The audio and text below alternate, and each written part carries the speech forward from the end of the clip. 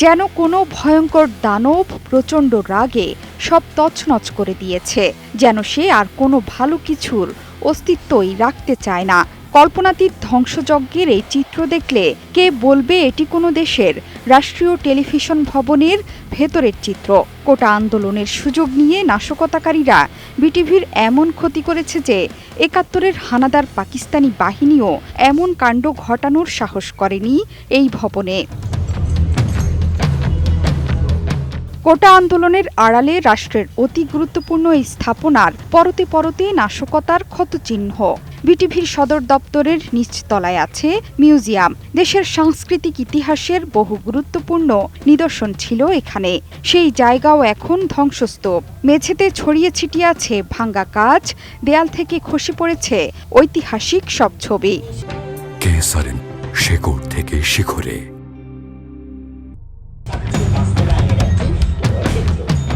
ঘটনার পর অনেকটা সময় কেটেছে, এখনো বিটিভির প্রবেশ মুখে ঢুকতেই পোড়া গন্ধের পাশাপাশি ধ্বংসযজ্ঞের ভয়ানক দৃশ্য। সেখানে যত্রতত্র ছড়িয়ে আছে ধ্বংসের চিহ্ন। অতর্কিত এই আগুনে পুড়ে অঙ্গার হয়ে গেছে দেশের ঐতিহ্যবাহী এই চ্যানেল।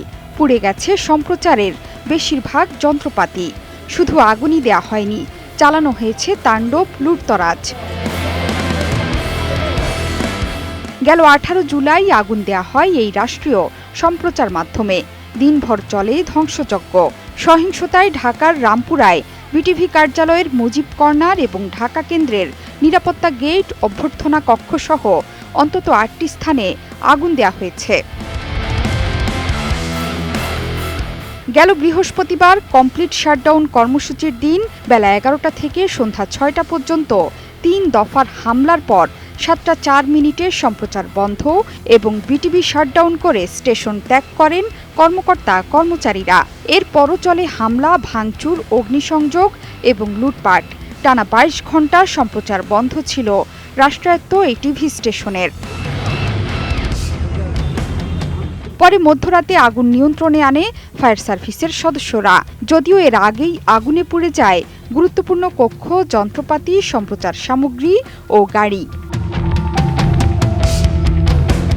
জোহরা চৌধুরী সেতু, ৭১।